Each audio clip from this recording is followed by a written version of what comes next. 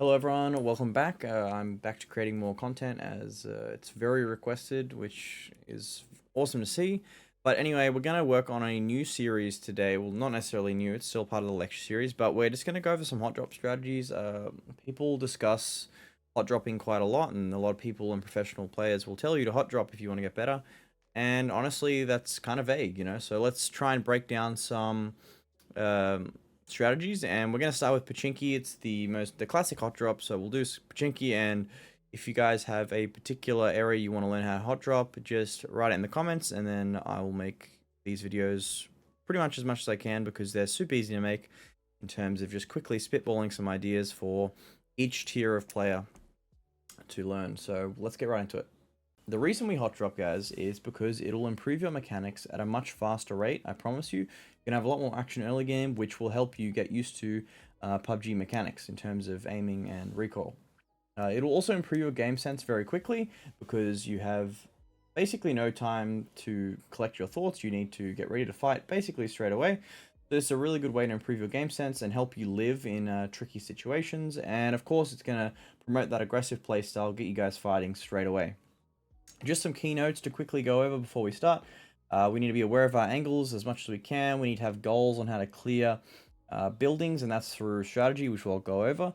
But I promise you guys, the point of this is not to just AFK. If you're hot dropping, do not AFK. You will not get better. I promise you, it's a wasted time to AFK in hot drops. Always look for info. Always look to try and pressure players and look to create a plan to kill them. So that's one thing I want to get out the way. Like, this is not an AFK guide, but it will promote safe tactics. So don't stress about that. All right, guys. When we look at the Pochinki layout, this is very important. We need to think about how this is actually laid out.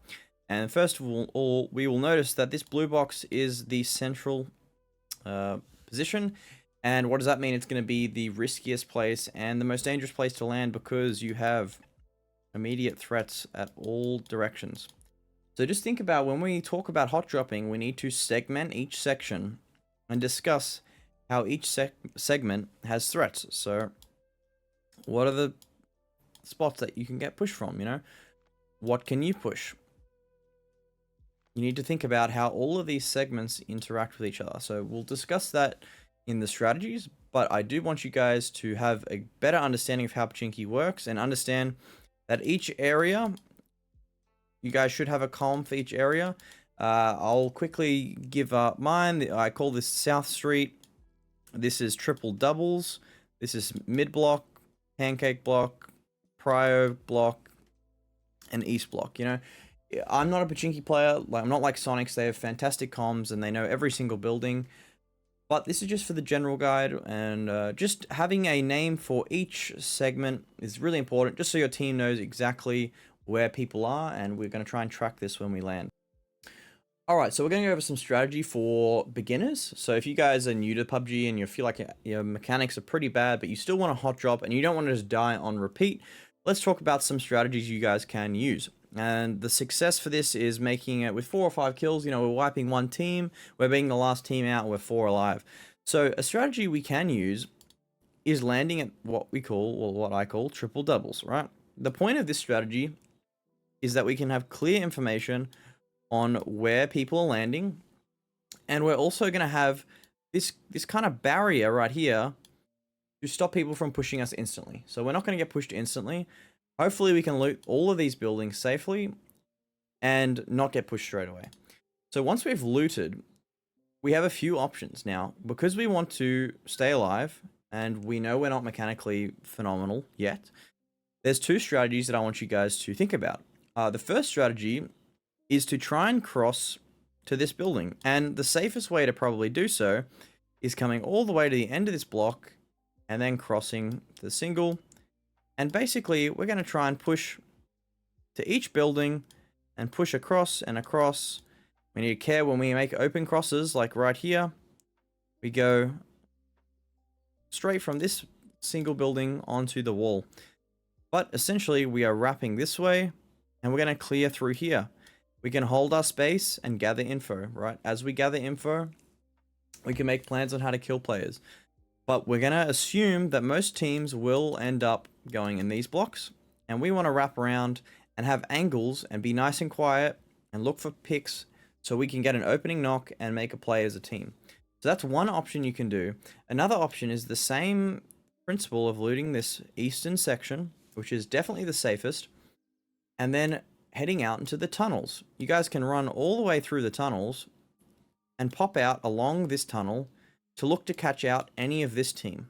And if you can catch them out, you can push them quickly and retreat straight back to the tunnel and go all the way back to your safe side and then wrap the south, right? When we're hot dropping, we want to make sure we don't give up too much information. We want to make sure that we are working together and moving without giving away too much, right? We don't want anyone to know what we're doing. And this easy strategy is going to get you a few kills. You're going to catch some people off guard. And ultimately, if you get pushed, it's because people have to make open crosses or you just got knocked, right? So this is a lot more simplistic. You definitely aren't going to get as many kills, guys. So just if that's your priority, maybe do the medium or harder strategies. But these strategies are going to be super simple, and they should work the majority of the time as long as you don't get absolutely destroyed mechanically. All right, moving on to a more intermediate strategy, we are going to loot this segment over here, the pancake block. And the idea of the pancake block is we want to try and lock down these two pancakes and this double. Right? If we can have control of these three buildings, we should be able to kill anyone in the surrounding buildings by just using our angles and our space that we should have through here. But if we get this block for free, which we might on most occasions, especially if people don't want to contest, all we're going to do afterwards is we are going to push across the South Street for one strategy while having one person anchoring. Watch for the middle. Just try and keep info on if they're on the roof, if they're in this building and this building. So that's this player's job. While we do that, we can have three people run down, and once they get to this single, they can start coordinating a push onto these two buildings. This is going to be a little tricky. If there's two or three, we're going to have to aim duel them, wait for a knock. We're hoping our off-angle player can feed us enough information that can give us a clear area to push, because if he sees maybe one person in here, one person in here, we should know that we should have an advantage pushing from the south. You can also flip this around, having three people in the main area while one person sneaks across, looking for a free knock or a pick, while these guys create a diversion.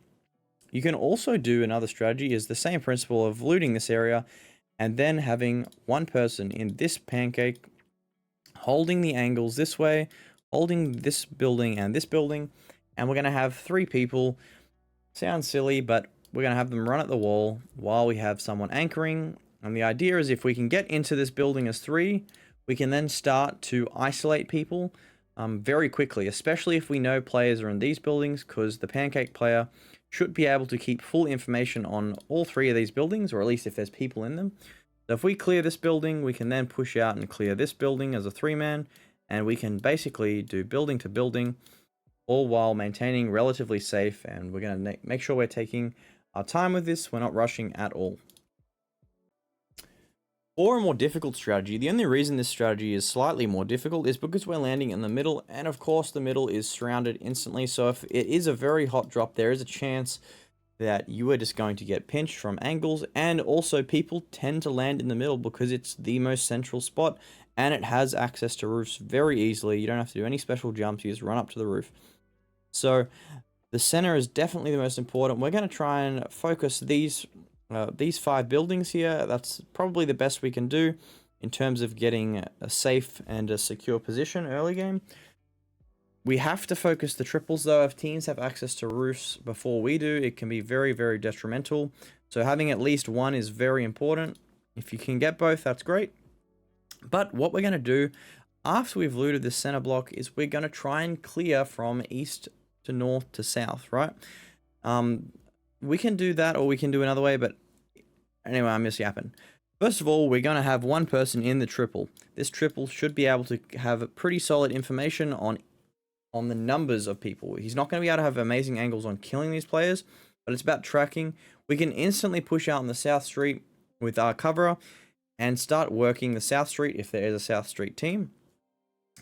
If there is a South Street team and we kill them, we are simply isolating angles to the point where we can set up an isolated run onto this building.